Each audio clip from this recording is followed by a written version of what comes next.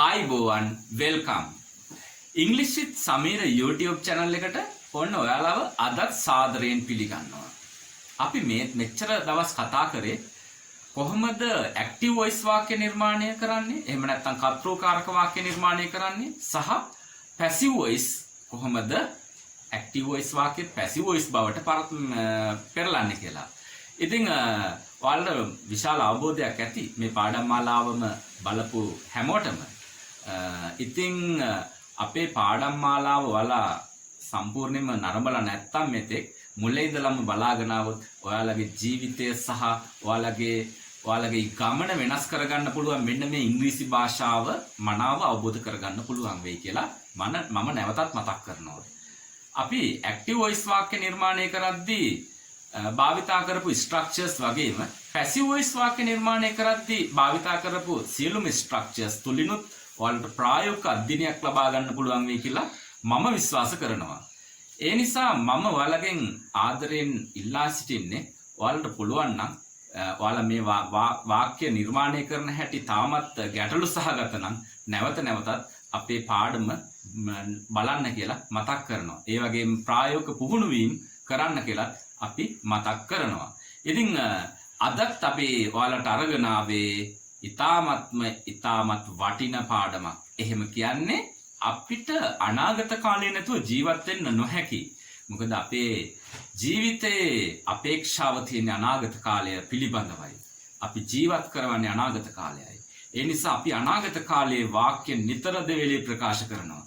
ඒ වගේම ඒ වාක්‍ය සමහර ඒවා ඇක්ටිව් වොයිස් ආකාරයටත් සමහර වාක්‍ය පැසිව් වොයිස් ආකාරයටත් මේ ආකාර දෙකෙන්ම අපිට එදිනෙදා කතා බහ කරන්න වගේම මේ වාක්‍ය ලියන්නත් සිද්ධ වෙනවා. ඉතින් හරියටම කොහොමද පැසිව් වොයිස් කරන්නේ අපි සිම්පල් ෆියුචර් ටෙන්ස් එකක් කියලා බලන්න කලින් ඔයාලට මම මතක් කරනවා ඔයාලා අපේ channel එක subscribe කරලා නැත්නම් channel එක subscribe කරලා ඔයාලා අපේ වීඩියෝ එකට කැමති නම් වීඩියෝ එකට like එකකුත් දාලම simple future tense එක එකතු වෙන්න කියලා.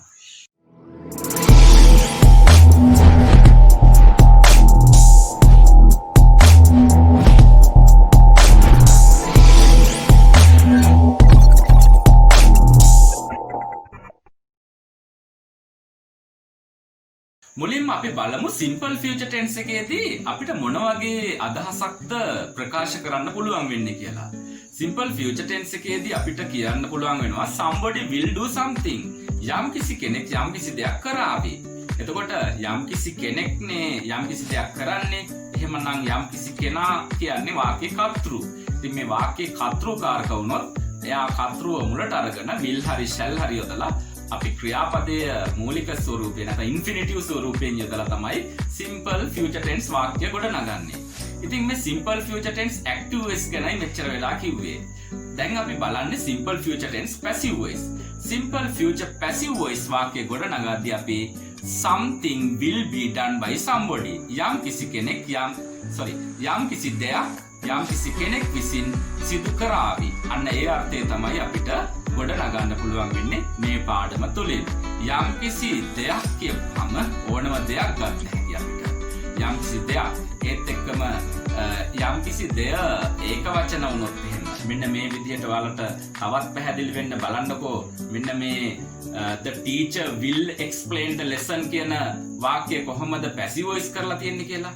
මේ the teacher will explain the lesson කියන එකේ the lesson තමයි වාක්‍යයේ කර්තෘ විදියට එහෙම නැත්නම් ඔබ්ජෙක්ට් එක විදියට මුලට අරන් තියෙන්නේ.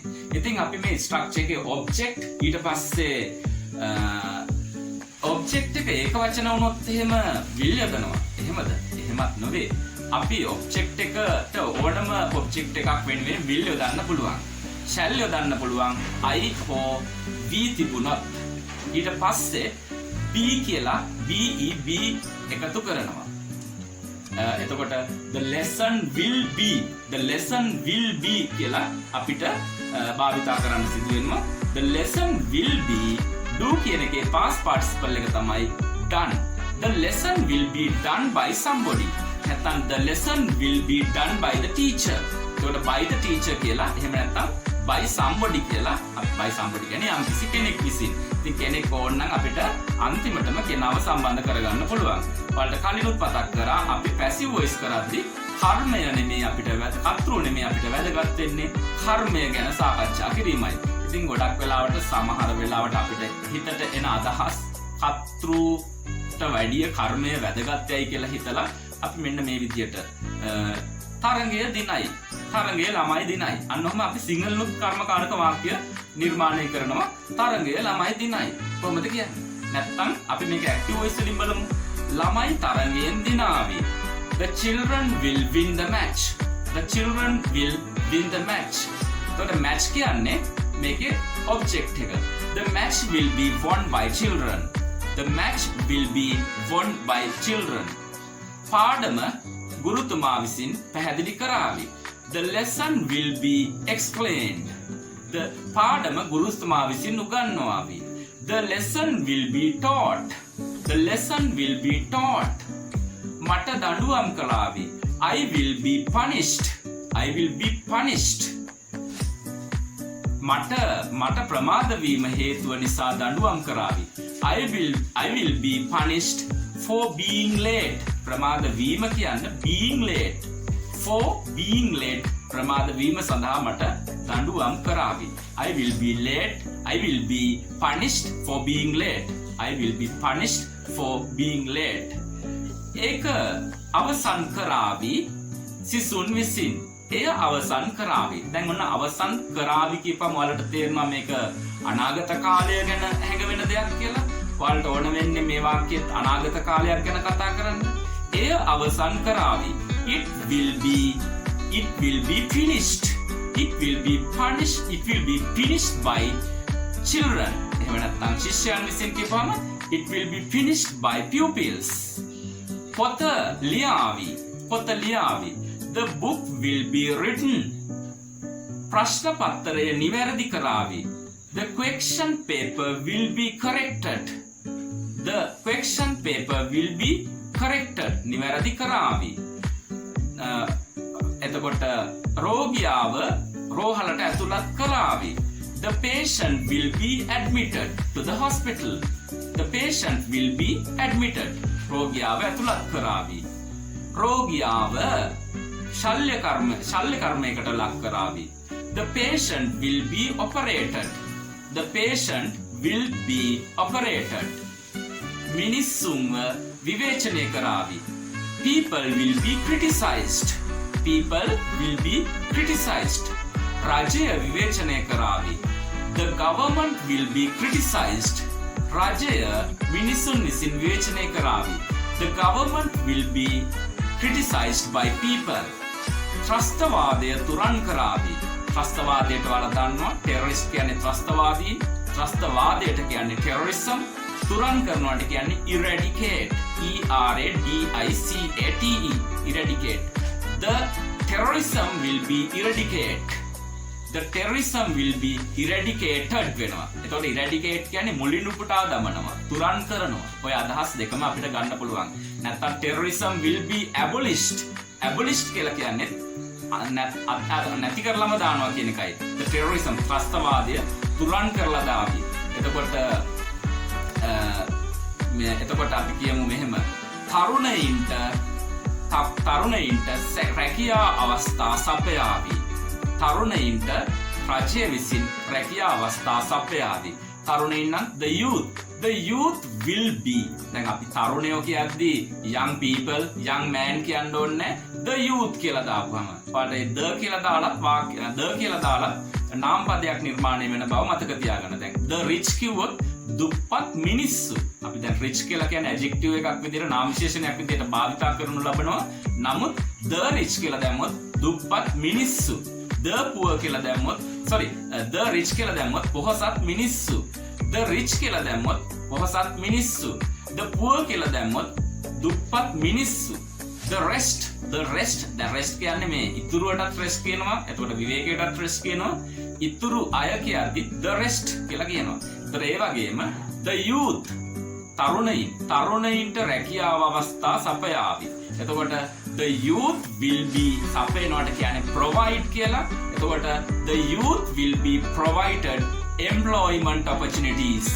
The youth will be provided employment opportunities by the government. ඒ විදිහටයි. එතකොට අපි කියමු මෙහෙම නගරය සරසවාවි. නගරය සරසාවි. නත්තලට පෙර නගරයනේ දැන් සරසන්නේ. සරසන කෙනෙක් නැහැ මේ වාක්‍යයේ. ඉතින් සරසන කෙනෙක් නැති වාක්‍ය ලියන්න නම් අනිවාර්යෙන් පැසිව් වොයිස් දැනගන්න ඕන. නැත්නම් කෙනෙක් දාලා ඕන නම් අපිට ඇක්ටිව් වොයිස් එකකින් කියන්නත් පුළුවන්. ඉතින් මේ අපි කෙනෙක් නොදම කොහොමද කියන්නේ කියන එකයි තමයි මේ පාඩමේදී බලන්නේ. ඉතින් අපිට හිතන අදහස් ප්‍රකාශ කරන්න නම් ඉතින් පැසිව් වොයිස් අත්‍යවශ්‍යයි කියන එක ඔයාලට වැටහෙන්නම ඕන. එතකොට නගරය සරසාවි. නගරය නම් the city will be decorated. The city will be decorated. නගරය සරසාවි. Before the Christmas නතරට පෙර. The city will be decorated before the Christmas. නගරය නතරට පෙර සරසාවි. වැව අලුත් වැඩියා කරාවි. ලබන කන්නයට පෙර. ලබන කන්නේ කියන්නේ before the next season. Before the next season. නගරය නම් the city will be නගරය නෙමෙයි අපි කතා කරේ වැව. එතකොට the tank will be repaired. The tank will be repaired before the next season. The tank will be repaired before the next season. අපි කියමු මෙහෙම පහසුකම් සපයාවි. පහසුකම් වලට කියන්නේ facilities will be provided. දවල් ආහාරය සපයාවි. The lunch will be provided. නිල ඇඳුම් බෙදා දේවි. The uniforms will be distributed. The uniforms will be distributed. එතකොට අලුත් නවකතාවක් පළ කරાવી. අලුත් නවකතාවක් කිව්වොත් එහෙම a new novel will be published. A new novel will be published. අලුත් නවකතාවක් පළ කරાવી ප්‍රසිද්ධ රචක සෝමපාල විසින්.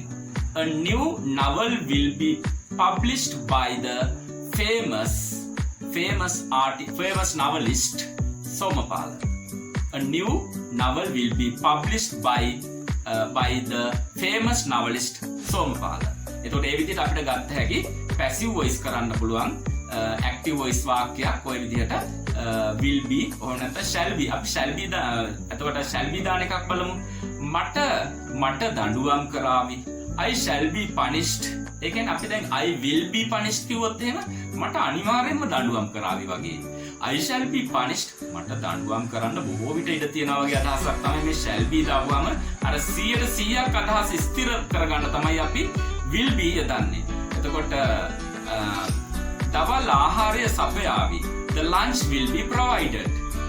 දවල් ආහාරය සංවිධායකවරුන් විසින් සපයාවි. The lunch will be provided by the organizers.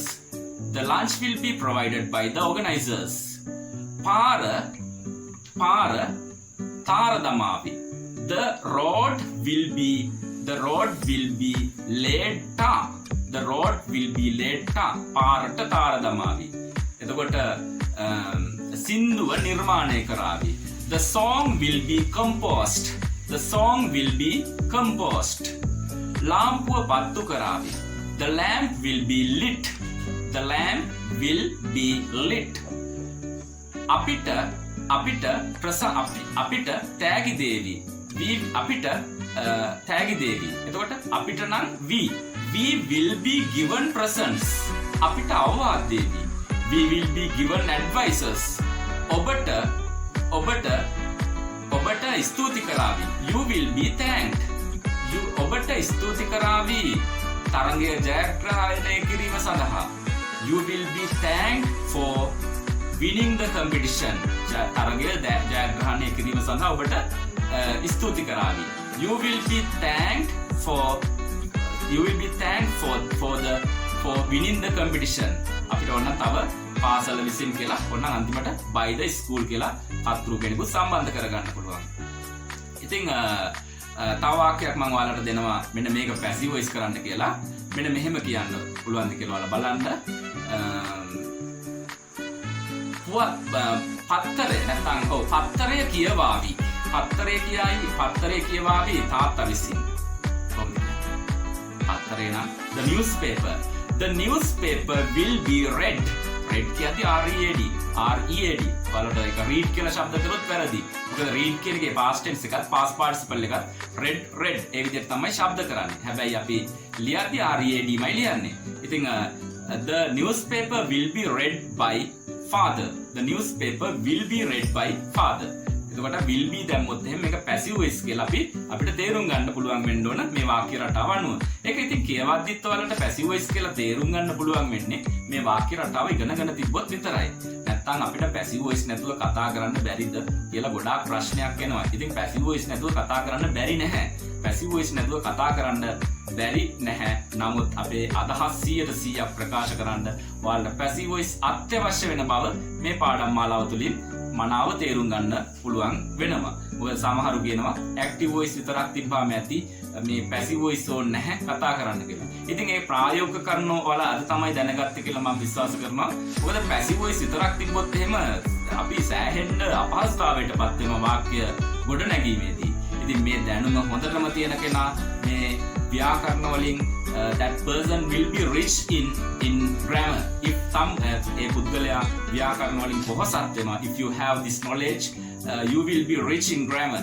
Then you will be able to use your sentences, any sentence while you are speaking and writing in your language. ඉතින් ඔයාලා ඒවා ලියද්දි, ඒවා කියවද්දි ඔයාලට ඔයාලා හිතන විදියට භාවිතා කරගන්න පුළුවන් වෙනවා. මේ passive voice වාක්‍ය මේ විදියට නිර්මාණය කරන්න ඉගෙන ගත්තාම.